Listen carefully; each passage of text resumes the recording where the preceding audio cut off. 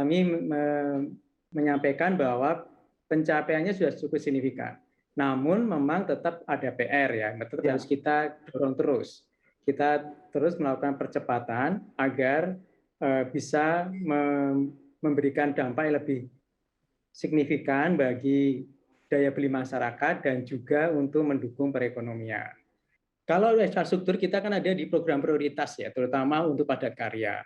Memang karena ini adalah infrastruktur, itu lebih kepada mereka melakukan lelang dulu, kemudian ada DID dan RID semacam itu ya, dan termasuk bagaimana kita melihat tempat-tempatnya dengan site-site-nya seperti itu. Tapi kalau kita lihat belanja modal secara keseluruhan dari APBN kita, ini penyerapannya jauh lebih tinggi dibandingkan di kuartal 1 dan kuartal 2 tahun lalu. Ini menunjukkan memang terjadi percepatan untuk penyerapan dari sisi belanja modal, termasuk untuk PEN. Kemudian untuk UMKM pun dan korporasi menurut saya juga relatif sudah on the right track gitu ya. Nanti ada Pak Edi di sini mengenai UMKM. Termasuk bagaimana kita tetap memberikan support ke BPUM, bantuan pemerintah untuk usaha mikro, itu kan modal awal mereka. Kemarin Pak Edi sudah mencairkan hampir ke 9,8 juta UMKM. Sekarang mau ditambah lagi ke 3 juta gitu. Selain itu juga ada subsidi bunga, ada penjaminan, semua itu didorong untuk terus kita berikan kepada UMKM. Intinya kami memang melanjutkan program-program utama PEN tahun lalu yang pada dasarnya untuk UMKM itu ada beberapa kegiatan. Rata-rata itu dari 700 triliun per tahun untuk PEN itu 1/6-nya untuk UMKM.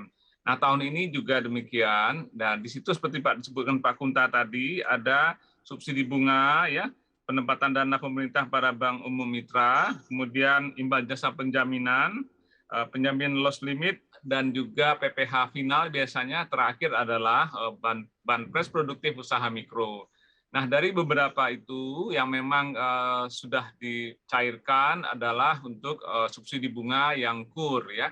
Tapi tentu saja sebagaimana biasa ini kan bantuan tunai untuk masyarakat ini memang sebagian kita pada dasarnya mendongkrak daya beli masyarakat, di samping mereka juga untuk berusaha memanfaatkan sebagian modal mereka. Melanjutkan upaya-upaya yang Pak Kunta dari Kementerian Keuangan sudah sangat-sangat baik, memprioritaskan juga sebagian anggaran COVID itu, PEN itu untuk UMKM. Ini memang jarang-jarang terjadi, kalau kita bandingkan di luar negeri pun, ini usaha kita untuk mendorong UMKM di masa pandemi ini termasuk yang luar biasa dibandingkan dengan standar internasional. Begitu. Bisa kami laporkan bahwa di Kementerian PPR ini kan ada 5 jenis kategori kegiatan yang masuk dalam program PEN.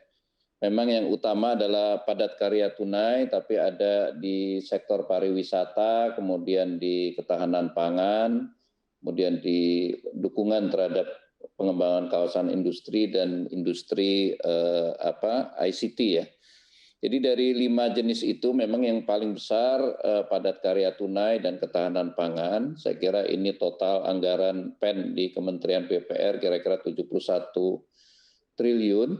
Jadi ini tujuannya memang tadi sudah disampaikan Pak Edi dan Pak Kunta adalah untuk membuka lapangan kerja seluas-luasnya hingga ke pelosok ya sampai ke pedesaan, dan juga mendistribusikan income tadi yang memang sangat penting dan sangat dibutuhkan oleh masyarakat. Sebagai contoh untuk padat karya tunai ini kita kalkulasi bisa menyerap 1,2 juta tenaga kerja. Ini kan bukan tenaga kerja yang skilled labor, tapi ini tenaga kerja yang memang untuk jenis pekerjaan konstruksi sederhana yang tidak berisiko tinggi dan bisa dikerjakan tanpa dukungan teknologi.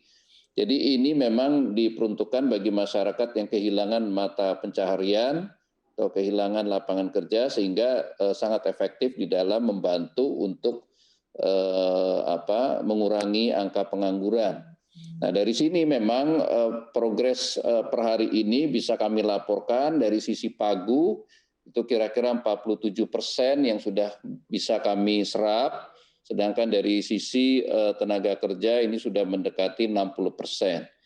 Jadi artinya dari 1,2 juta itu sudah 700.000 orang yang bekerja memang kita pacu sesuai dengan perintah Bapak Presiden pada saat rapat kabinet dan beberapa rapat kabinet terbatas, tentunya ini harus kita percepat.